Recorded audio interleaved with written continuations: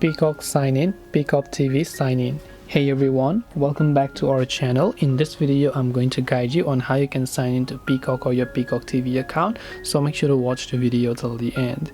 In order to sign into Peacock, all you have to do is open up the Peacock TV application over here. Now, by the way, if you already don't have an account, you can just tap on the pick a plan option and you can choose to go ahead and then create your account. If you already have an account and you want to sign in, tap on the sign in option located at the top right hand side of the screen. And all you have to do is simply make sure to enter the email address associated with your Peacock account over here, and once you've done that, just make sure to enter your password.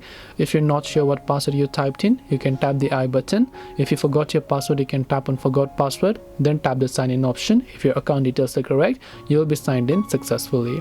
And that's all it takes to sign into Peacock TV. Hope this video was helpful. If you have got any more questions, feel free to also leave them down below.